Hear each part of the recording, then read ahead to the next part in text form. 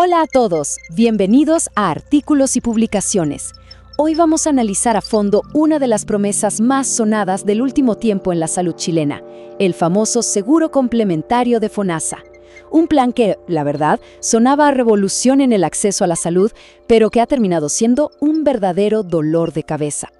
A ver, metámonos de lleno en esta historia. La idea original es súper ambiciosa, hay que decirlo. Darle a millones de afiliados de FONASA una alternativa real para atenderse en el sistema privado.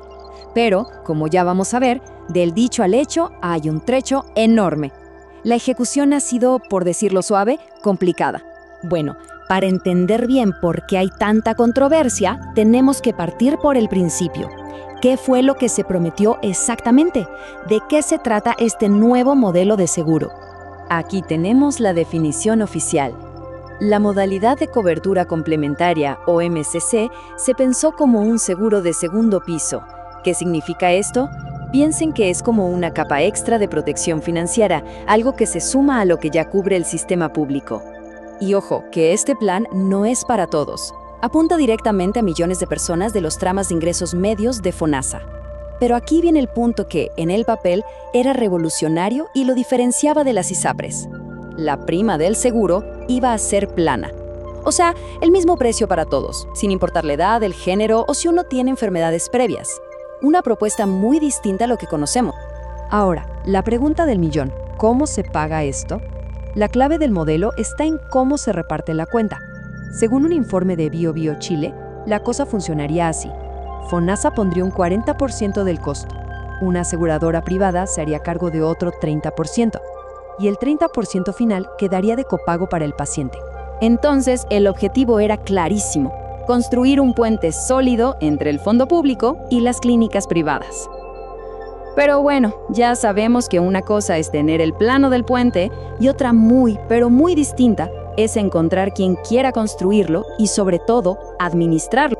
Y aquí es donde la historia da un giro inesperado, y no para bien. Porque el plan inicial, también diseñado en el papel, se encontró de frentón con un muro, y uno bien grande. Miren esta cronología, porque habla por sí sola. La ley se aprobó el año pasado. Todo bien, pero cuando FONASA intentó sumar a las aseguradoras al proyecto a mediados de este año, el resultado fue un fracaso rotundo. La licitación simplemente se declaró desierta. Y este es el punto clave de toda la historia. No llegó ni una sola oferta. Cero. Ninguna compañía de seguros se interesó en participar. Y esto, seamos claros, fue una señal potentísima de que el modelo, así como estaba diseñado, no le hacía sentido a nadie en la industria. Dejó el proyecto en el aire y a la administración con un problema gigantesco.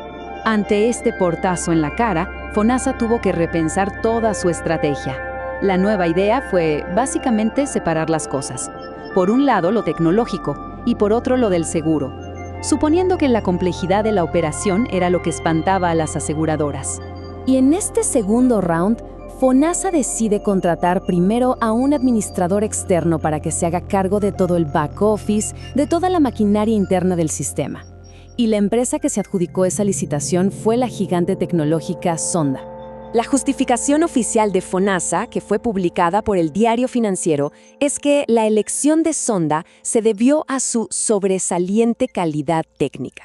La esperanza, claro, era que al entregarle la gestión de la plataforma a un experto, las aseguradoras ahora sí se sentirían más seguras para entrar al negocio. Pero esta nueva estructura, ¿qué significa para el bolsillo de la gente? A ver, vamos a los números, porque aquí la cosa se pone todavía más interesante. El diario La Tercera informó que Sonda va a cobrar una comisión de 0,05355 unidades de fomento por cada prima que logre recaudar con su sistema. Para que nos hagamos una idea, ese número en UF equivale a unos 2,000 pesos chilenos al mes. Y ojo, que este es un punto clave. Esta es solo la comisión por administrar el sistema. A este costo fijo hay que sumarle encima el precio de la prima del seguro. Y miren esta tabla, porque de verdad ilustra el tremendo desafío. Para que esa comisión de Sonda tenga un descuento más o menos decente, el sistema necesita una cantidad masiva de gente. Se necesitan al menos 400,000 personas inscritas solo para conseguir un modesto 5% de rebaja. Es una apuesta de volumen altísima. Y así llegamos a hoy. Con el socio tecnológico ya definido, todas las miradas se vuelven a poner en el segundo intento para atraer a las aseguradoras. La gran pregunta es si esta vez, ahora sí, va a funcionar.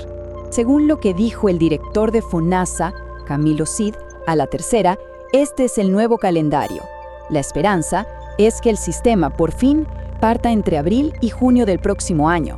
Un cronograma que se ve súper ajustado y con poquísimo margen para más errores. O sea que al final del día, todo el proyecto vuelve a depender de lo mismo, de que las mismas empresas que ya le dijeron que no una vez al gobierno, ahora se convenzan. La gran incógnita es si las nuevas condiciones, con Sonda administrando la plataforma, serán lo suficientemente atractivas para que cambien de opinión. Y esto nos lleva a la pregunta final, la que de verdad importa. Después de un año de retrasos, de rediseños y de un primer intento fallido, ¿logrará finalmente esta administración implementar su gran promesa de cobertura? ¿O estamos simplemente viendo el preludio de otro fracaso? Nos encantaría saber qué piensan. Dejen su opinión en los comentarios. Muchas gracias por acompañarnos en este análisis. Y si quieren seguir profundizando en estos temas, los invitamos a escuchar nuestro podcast Artículos y Publicaciones en Spotify. Hasta la próxima.